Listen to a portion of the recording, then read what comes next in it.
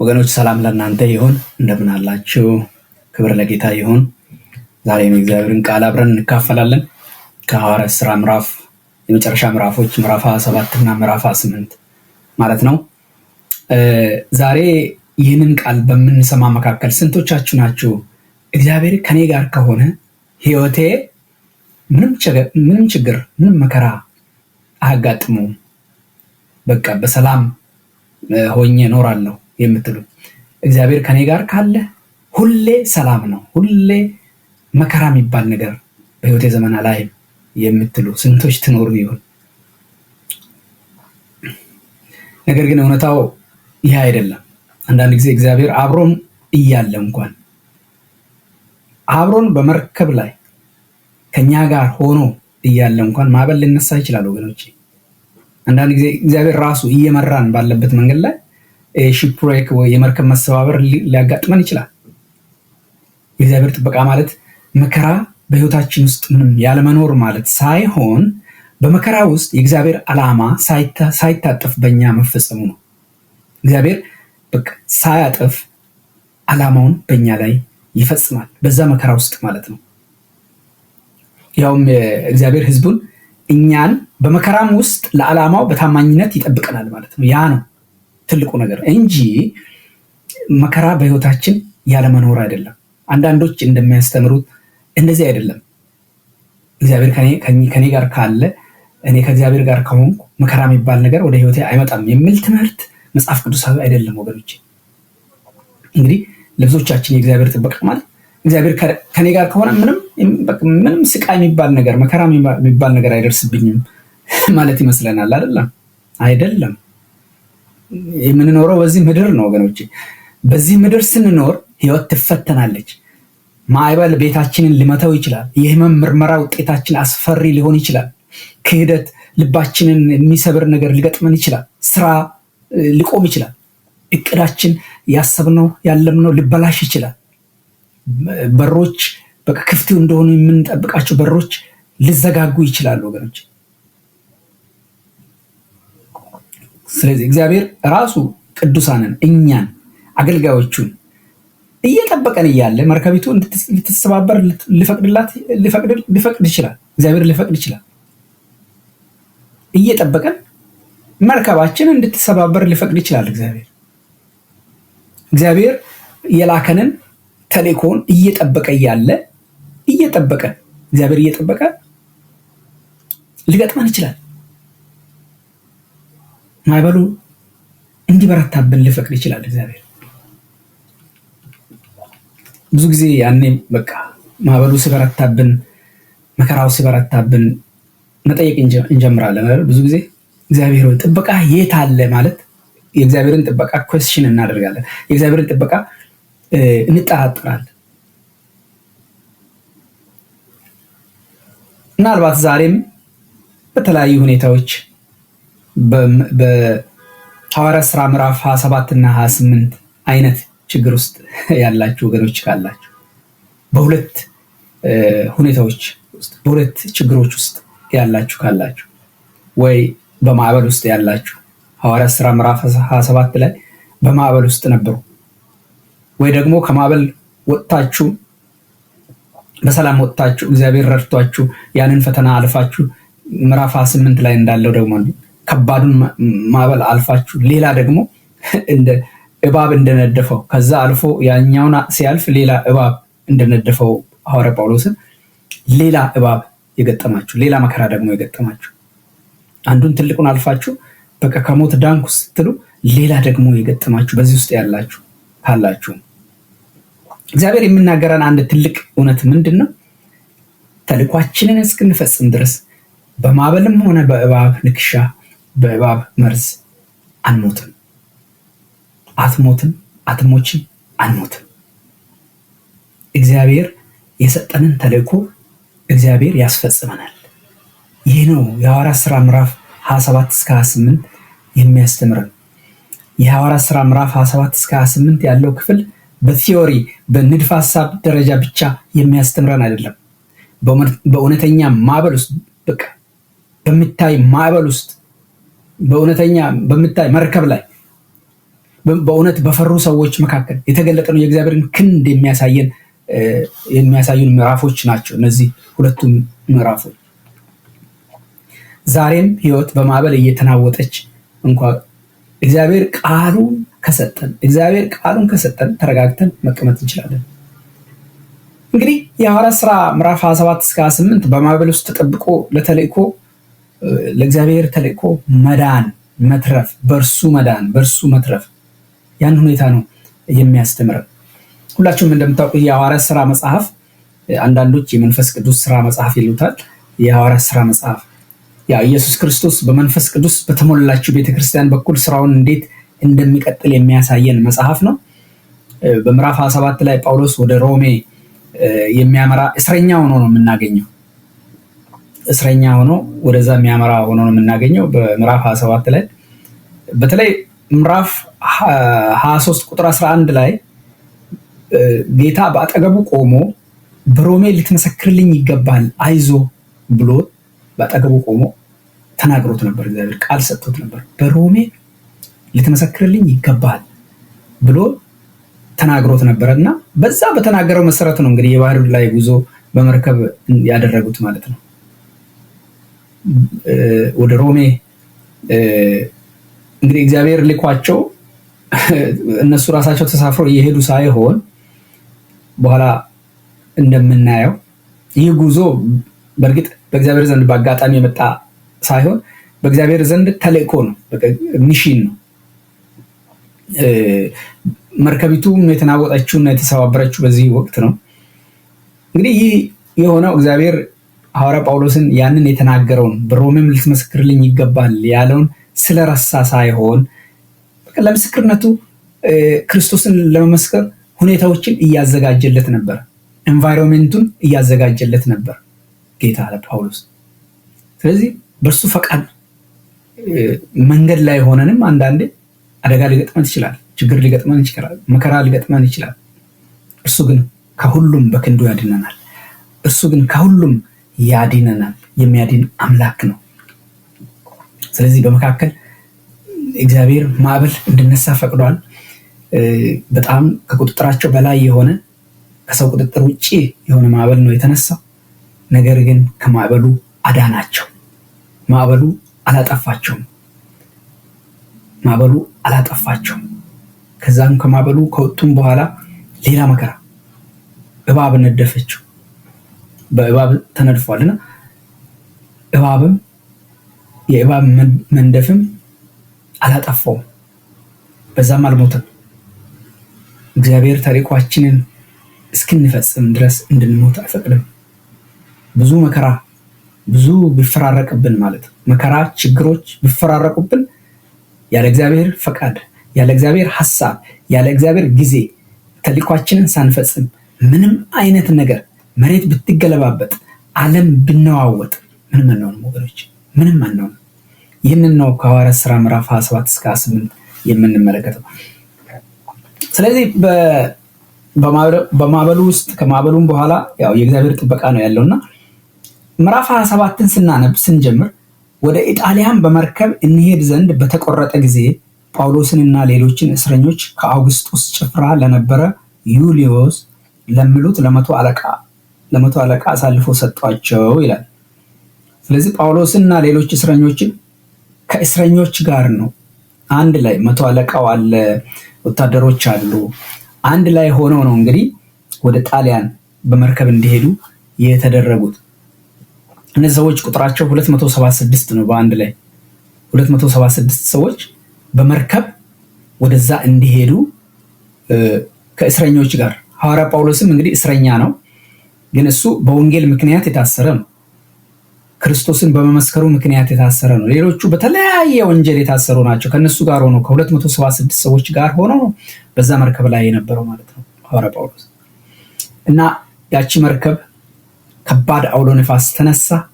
የአውራቂስ ተነስቶ እያናወጣት መርከቢቱ በስተመጨረሻ አካባቢ ተሰባብራ በቃ አንዳንዶች በስብርባሪው በጣውላ በአንዳንድ ስብርባሪ ጣውላ ላይ ሆነው ወደ ዳር ወጡ። አንዳንዶቹ እየዋኙም ወጡ። በመጨረሻ ሁሉም ሰው አንድ ሰው ሳይጠፋ የአንድ ሰው ነፍስ እንኳን ሳይጠፋ ሁሉም 276ቱም ሰዎች እንደዳኑ እንደተሻገሩ ማለትም ያው ወደ ዳር እንደወጡ ክፍሉ ያሳየናል። ወደ ዳርቻ እንደወጡ ያሳየናል። በኋላ እንግዲህ በጣም ከባድ ነው የነበረው። በዚህ መካከል ግን ሐዋርያ ጳውሎስ ያበረታታቸው ነበር። በኋላ እንመለከታለን። እጅግ ያበረታታቸው ነበር። ህዝቡ አልበላም፣ ምግብ አይበላም።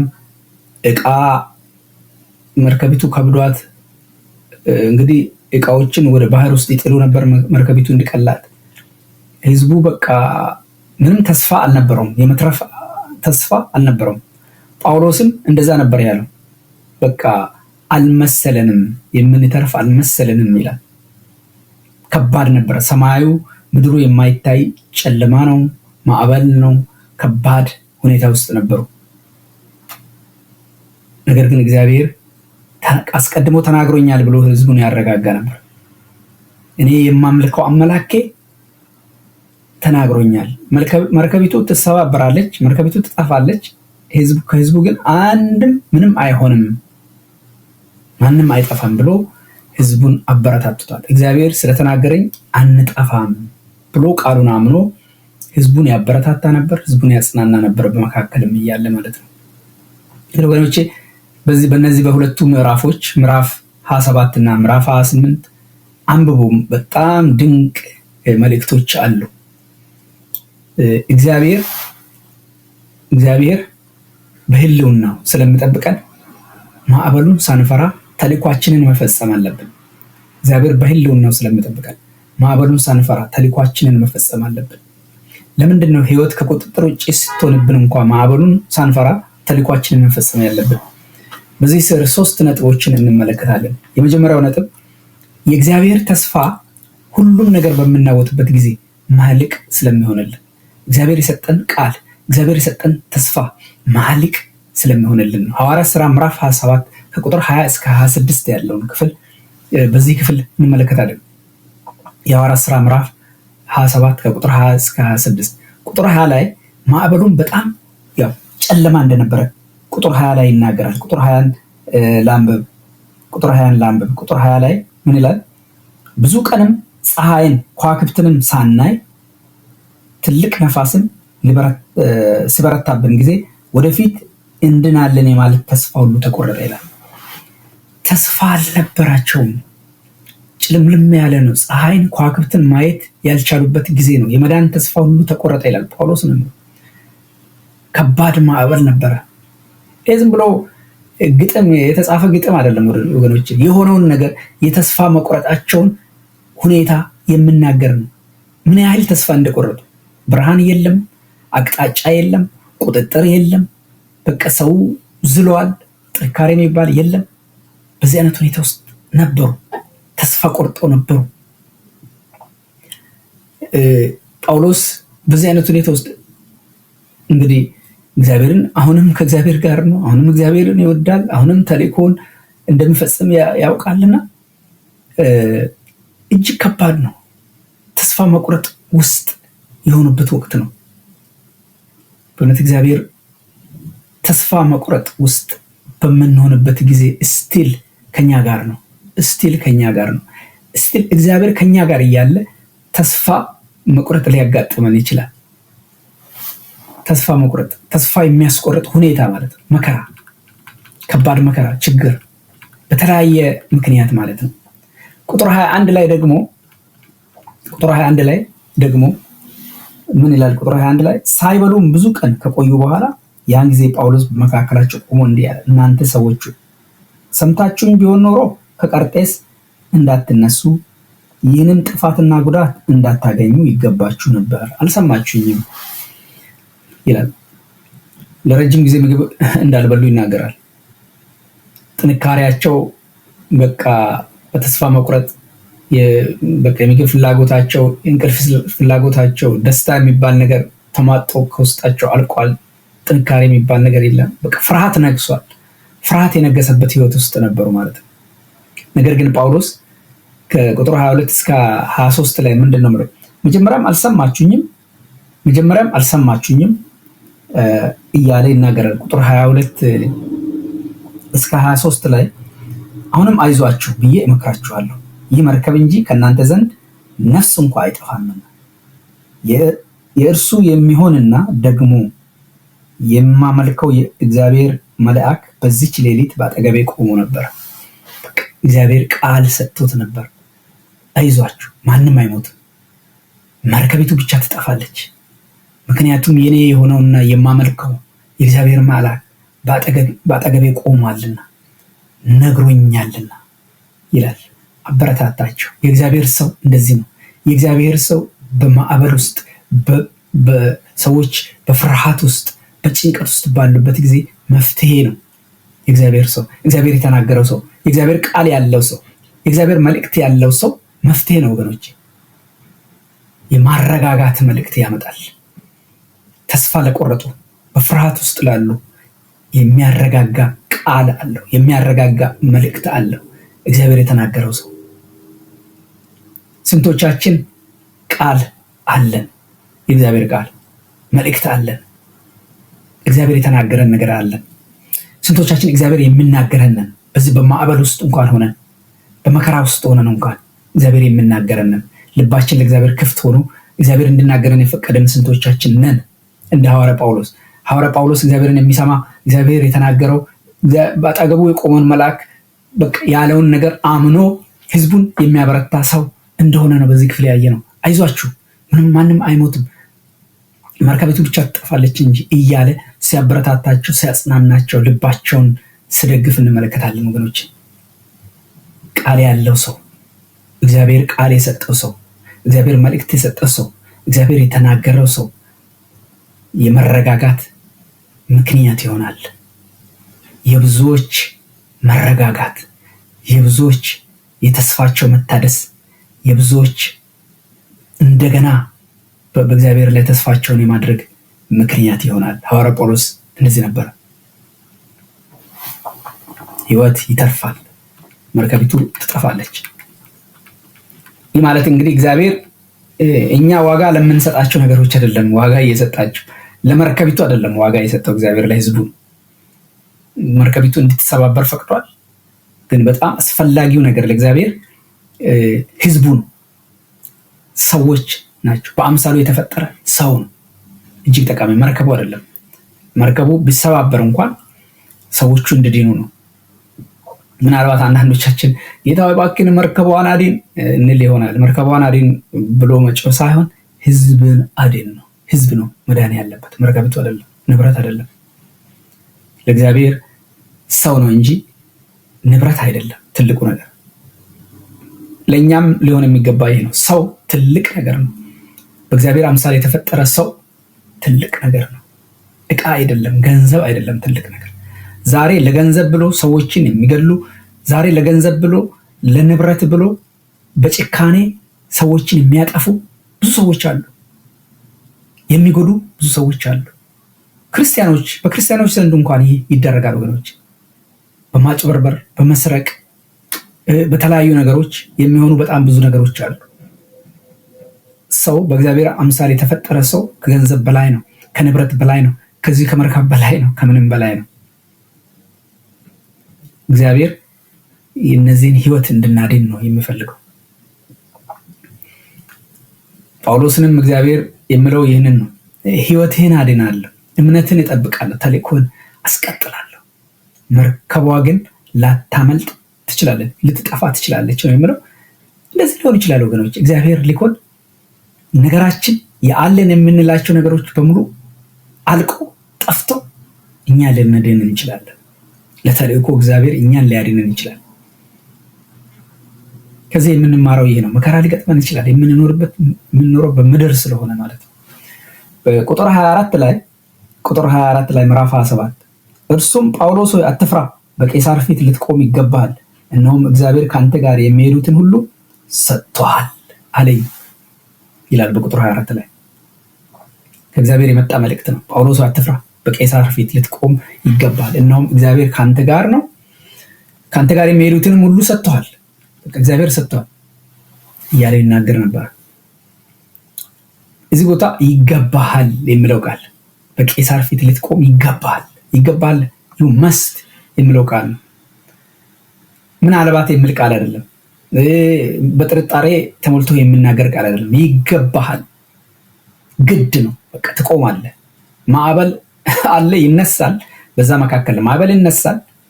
ግን እኔ ያዘዝኩን እንዳትፈጽም ሊያስቆሚ አይችልም። የታዘዝከው ሊያስቆሚ አይችልም ነው የሚለው። ማዕበል ሊያስቆም አይችልም። መከራ ሊያስቆም አይችልም። ችግር ሊያስቆም አይችልም። እግዚአብሔር በእኛ ላይ ያለውን ተልዕኮ ምንም ሊያስቆም አይችልም። ምንም ሊያስቆም አይችልም ወገኖች። ማዕበል በህይወታችሁ ብነሳ፣ በህይወታችን ብነሳ ሊያቆም አይችልም የእግዚአብሔርን ተልዕኮ። የእግዚአብሔር ተልዕኮ ይፈጸማል። የእግዚአብሔርን ተልዕኮ እንፈጽማለን። አያጠፋንም።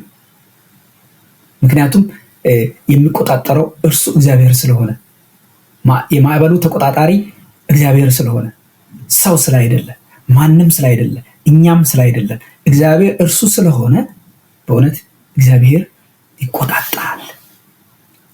ተስፋ በቆረጥን ጊዜ መለቃችን እግዚአብሔር ራሱ ነው። የጠቅላላው ታሪክ መልህቅ ነው እግዚአብሔር።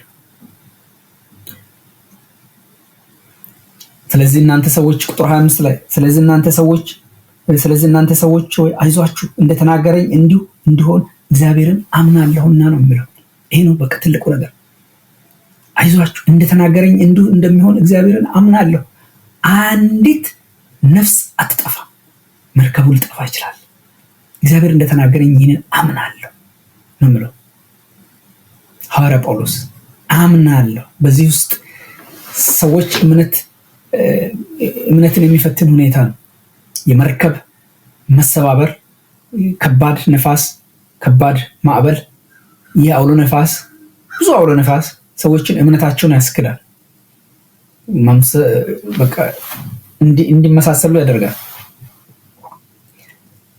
ነፋሱ ማዕበሉ እየጮኸ ባለበት ወቅት ነው እግዚአብሔር በሰጠው ቃል ላይ ቆሞ አምናለሁ የሚለው።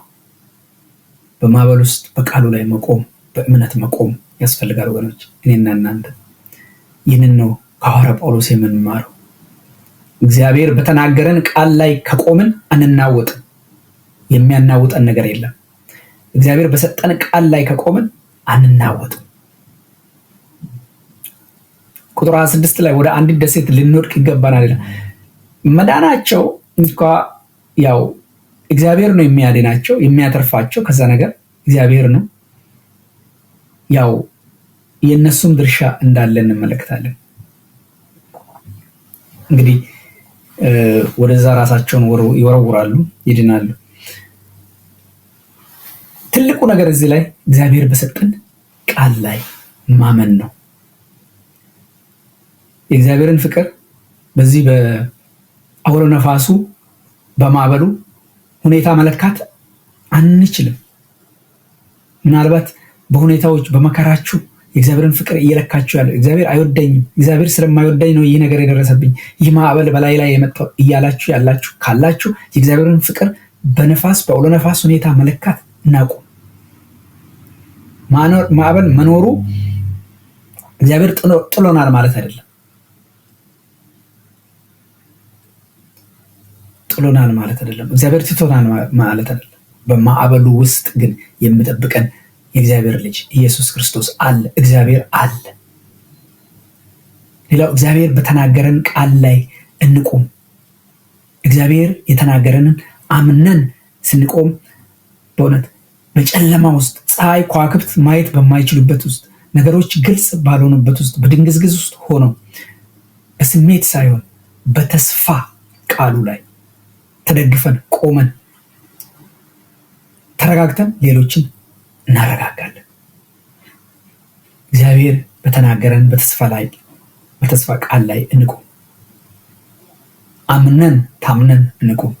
ያኔ የመረጋጋት ምክንያቶች እንሆናለን። ሰው ሁሉ ይረጋጋል። የማረጋጋት ሌሎችንም የማረጋጋት ምክንያቶች እንሆናለን። ስለዚህ ሌላው መርከቢቱ ብትጠፋም ህዝቡ ድነዋል። ስለዚህ እግዚአብሔር የሚፈልገው ሰዎችን ነው። ለእግዚአብሔር ትልቁ ሰው ነው። ስለዚህ መልህቃችን እግዚአብሔር የተናገረን የተስፋ ቃል ነው ወገኖች። እግዚአብሔር የተናገረን የተስፋ ቃል በማዕበል ውስጥ መልህቃችን ነው። ተስፋ መቁረጥ ሊኖር ይችላል፣ ፍርሃት ሊኖር ይችላል፣ የሚያስፈሩ ሁኔታዎች ሊመጡ ይችላሉ። ግን ሁሉን የሚቆጣጠር ጌታ አለ። በእርሱ ታምነን በተናገረን የተስፋ ቃል ታምነን ከቆምን በእውነት ሌሎችን የምናበረታታ፣ ሌሎችን የምናጽናና፣ ሌሎችን ልባቸውን የምንደግፍ፣ ሌሎችን በእግዚአብሔር እንደገና እንድታመኑ ወደ ተስፋቸው እንደገና እንዲመለሱ ምክንያቶች እንሆናለን። እግዚአብሔር በሕልውናው ስለሚጠብቀን ማዕበሉን ሳንፈራ ተልዕኳችንን መፈጸም አለብን። ለምንድነው ህይወት ከቁጥጥር ውጭ ስትሆንብን እንኳ ማዕበሉን ሳንፈራ ተልዕኳችንን መፈጸም ያለብን? ሁለተኛ የእግዚአብሔር ሕልውና ሌሎችን ለማበረታታት ጥንካሬ ስለሚሰጠን፣ ሕልውና ፕሬዘንሱ ማለት ነው። የሐዋርያት ሥራ ምዕራፍ 27 ከቁጥር 27 እስከ 38 ያለውን ክፍል ነው። ቁጥር 27 ላይ በ14ኛውም ሌሊት ነው የምለው በአድሪያ ባህር ወዲህና ወዲያ ስንነዳ መርከበኞች በእኩለ ሌሊት ወደ አንድ ምድር የቀረቡ መሰላቸው። 12 ሳምንት ሙሉ እንግዲህ መናወጥ በባህር ውስጥ 2 ሳምንት ሙሉ 14 ቀናት 2 ሳምንት ሙሉ ጩኸት፣ ምግብ ሳይበሉ በፍርሃት እነዚህ ረጅም ቀናቶችን ሲያሳልፉ ምን ያህል ከባድ እንደሆነ እናያለን። ምን ያህል ከባድ ነው በእውነት። ቁጥር 30 ላይ እንደውም መርከበኞቹ ሊያመልጡ ሞከሩ። ቁጥር 30 ላይ መርከበኞቹም ከመርከቡ ይሸሹ ዘንድ ፈልገው ከመርከቡ በስተፊት መልህቅ መጣል እንዳላቸው አማካኝተው ታንኳይቱን ወደ ባህር ባወረዱ ጊዜ ጳውሎስ ለመቶ አለቃውና ለወታደሮቹ እነዚህ በመርከቡ ካልቆዩ እናንተ ትድኑ ዘንድ አትችሉም አላቸው። እነሱ ለራሳቸው እነዚህ መርከበኞቹ ማለት ነው ሊያመልጡ ሲሞክሩ፣ ሴይለርስ ሊያመልጡ ሲሞክሩ ሐዋርያ ጳውሎስ ምንድነው ያላቸው ነው? እነዚህ እንዳይሄዱ ለመቶ አለቃ ነገር፣ ከሄዱ ህዝቡ አይድንም፣ እናንተም አትድኑ። እነሱ እንዳያመልጡ እነሱ በሌላ በታንኳ ገብተው ሊወጡ ነበር የፈለጉትና ይህንን አልፈቀደም።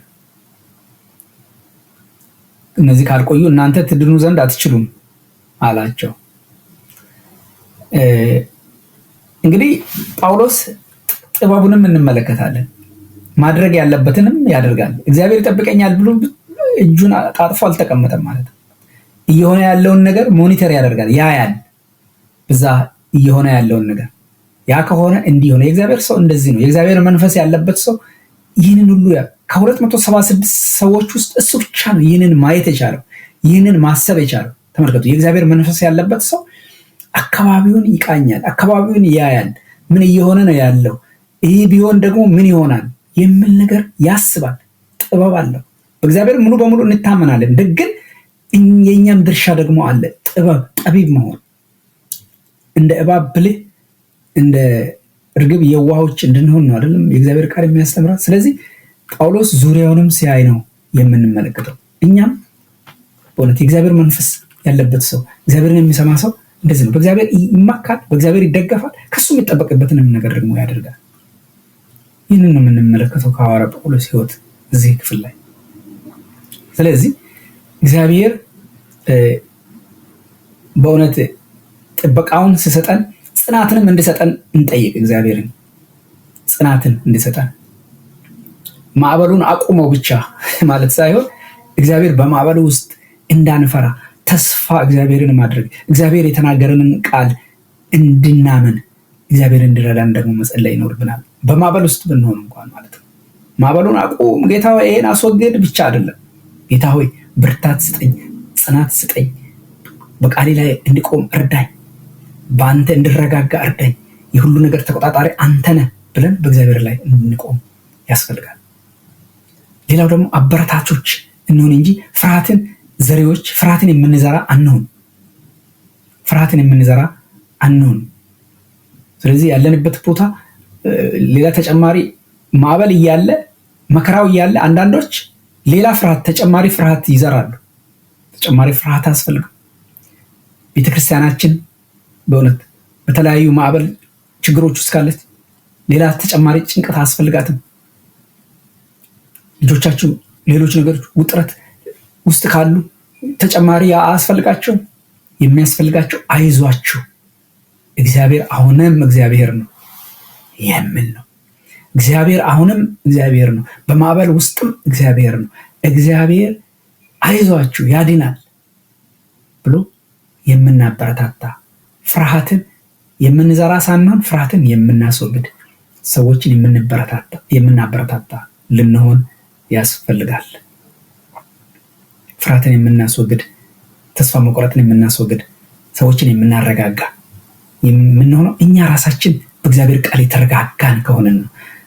በእግዚአብሔር ቃል ተረጋግተናል ወይ? በእግዚአብሔር ቃል ጸንተን ቆመናል ወይ? እኛ ከቆመን ሌሎችን አበረታቾች እንሆናለን። ፍርሃትን አንዝራ። ብዙ ሰው ፍርሃትን ይዘራል። ተጨማሪ ፍርሃት ሰው በማዕበል ውስጥ ኦልሬዲ ካለ ከማዕበል ውስጥ እንዲወጣ ማበረታታት ሲገባ በማዕበል ውስጥ ሌላ ማዕበል፣ ሌላ ፍርሃት፣ ሌላ ጭንቀት የሚዘሩ ሰዎች አሉና ይህንን ማቆም አለብን። አበረታቾች እንድንሆን እግዚአብሔር ይርዳን። በእውነት ሌሎችን አበረታቶች፣ በማዕበል ውስጥ ያሉትን አይዞ የምንል አይዟችሁ የሚል የሚያበረታታ ልብ፣ የሚያበረታታ ነገር የሚናገር አንደበት እግዚአብሔር ይስጠን። በእውነት ወገኖች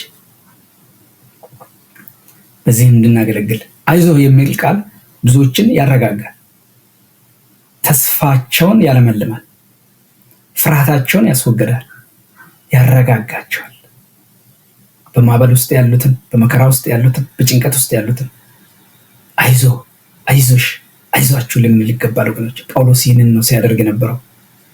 አይዟችሁ እንበል እንጂ ተጨማሪ ሌላ ምክር፣ ሌላ መከራ፣ ሌላ ማዕበል፣ ሌላ ፍርሃት፣ ሌላ ተስፋ መቁረጥ አንዝራ። ይህን የምናደርግ ካለን እናቆም። እግዚአብሔር በሕልውናው ስለሚጠብቀን ማዕበሉን ሳንፈራ ተልዕኳችንን መፈጸም አለብን። ለምንድን ነው ህይወት ከቁጥጥር ውጭ ስትሆንብን እንኳን ማዕበሉን ሳንፈራ ተልዕኳችንን መፈጸም ያለብን? ለምንድን ነው ህይወት ከቁጥጥር ውጭ ስትሆንብን እንኳን ማዕበሉን ሳንፈራ ተልዕኳችንን መፈጸም ያለብን? ሶስተኛና የመጨረሻው ሐሳብ የእግዚአብሔር ጥበቃ በጥበብ የተሞሉ እርምጃዎችንና ያልተጠበቁ ሰዎችን ተጠቅሞ በሰላም እንዲሻገሩ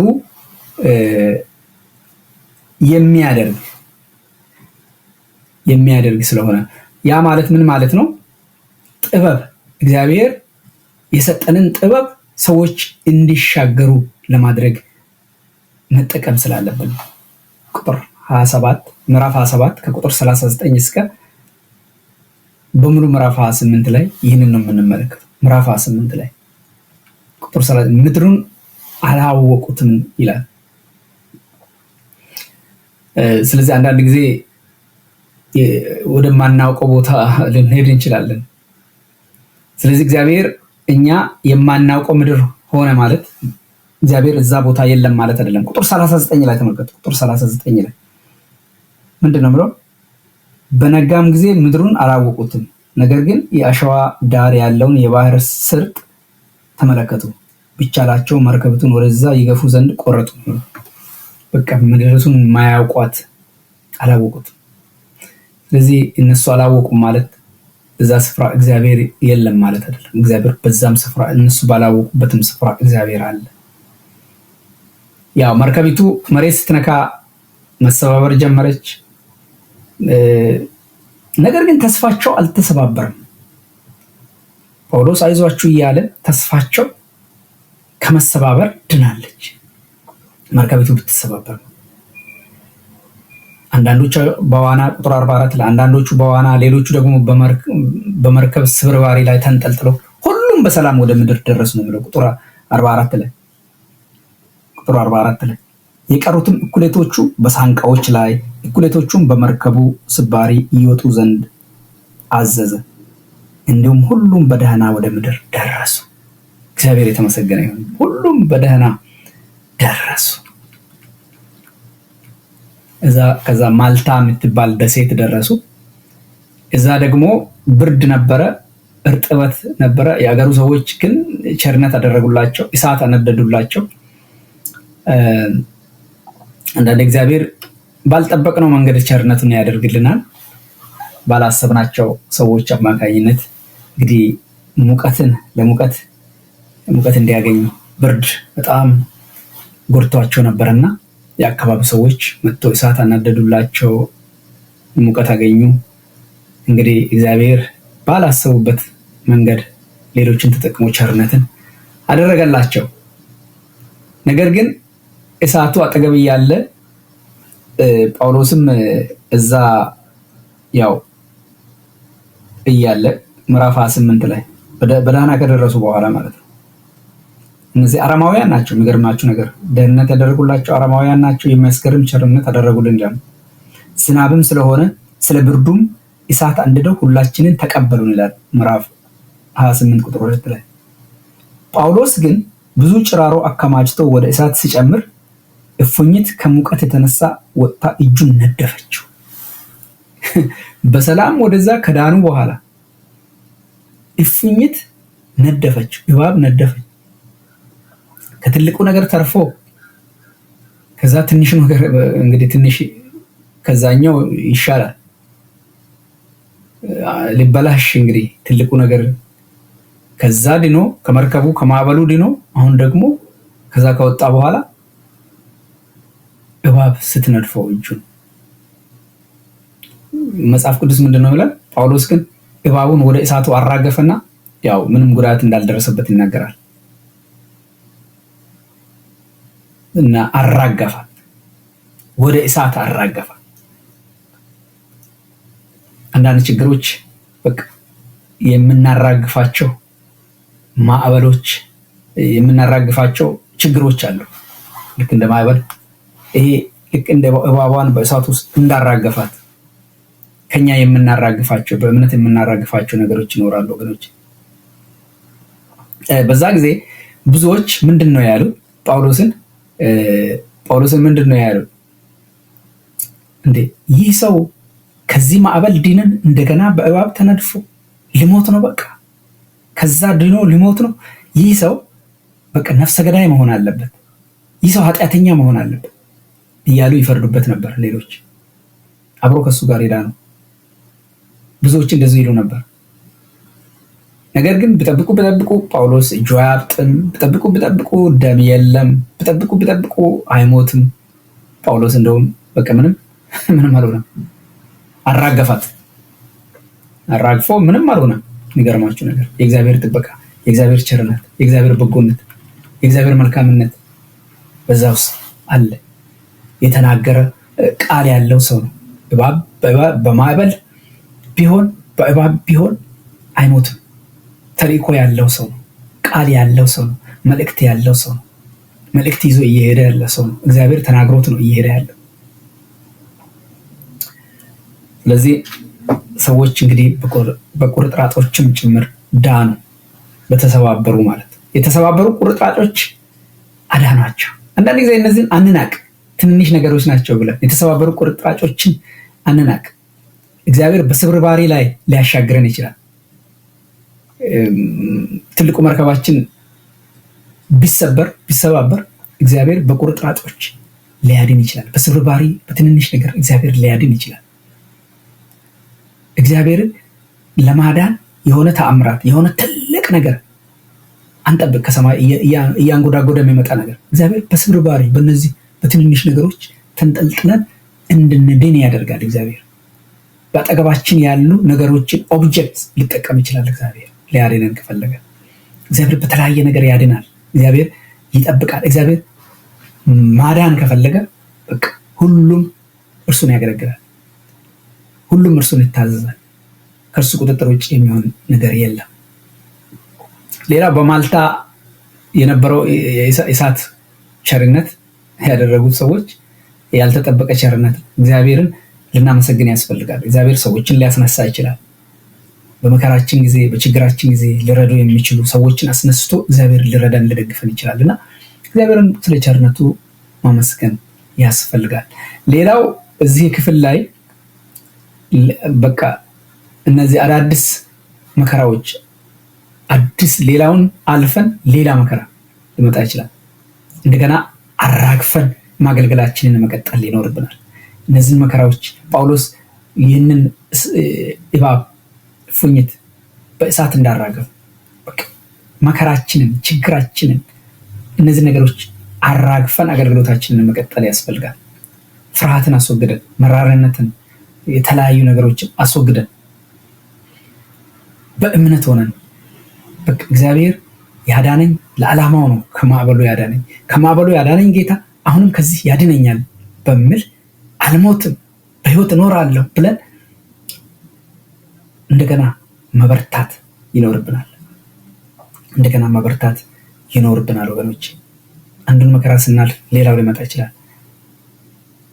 ስለዚህ አንዱን ስናልፍ ሌላ ሊመጣ ይችላል። እግዚአብሔር ግን ከሁሉም ያድነናል። እግዚአብሔር ከሁሉም የሚያድነን አምላክ ነው። ከሱ ቁጥጥር ውጪ የሚሆን ነገር የለም። እግዚአብሔር ተፈጥሮን ሁሉ የሚቆጣጠር እርሱ ብቻ ነው። ምዕራፍ 27 እና ምዕራፍ 28 የሐዋርያት ሥራ የእግዚአብሔርን ጥበቃ በእውነት በሚገባ የሚያስተምረን ክፍል ነው።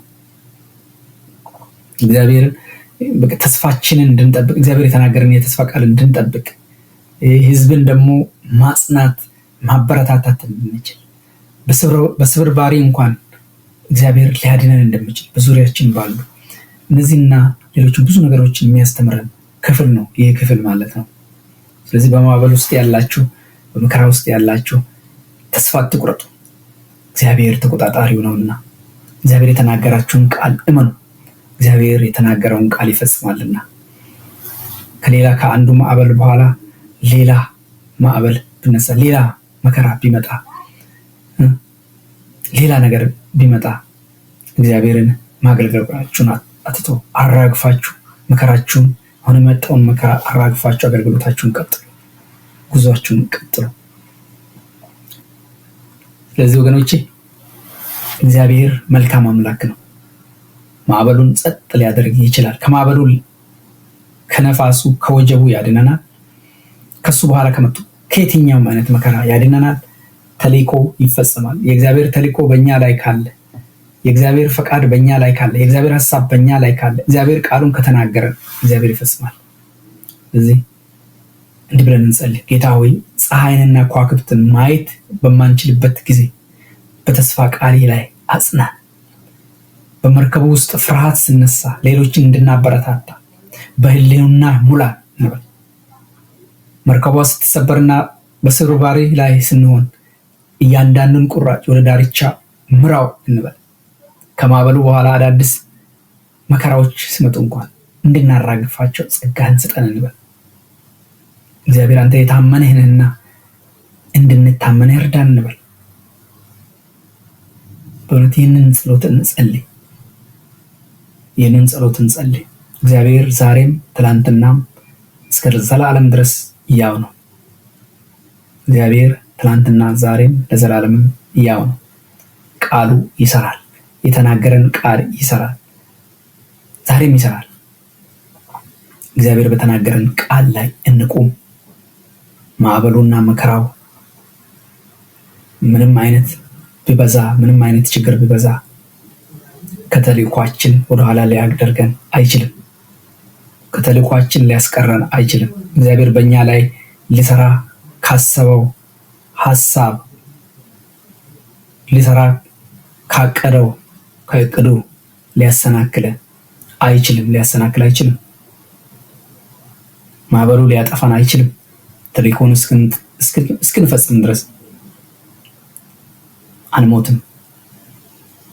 በማዕበሉ ምክንያት በተለያዩ ችግሮች ምክንያት ህመሙ ቢሆን የትኛውም አይነት መከራ ደርድሩ፣ አጠፋችሁ። ክብር ለጌታ ይሁን። እግዚአብሔር ይባርካችሁ። ዛሬ እግዚአብሔር እንግዲህ ከሐዋርያት ሥራ ምዕራፍ 27 እስከ 28 ያለን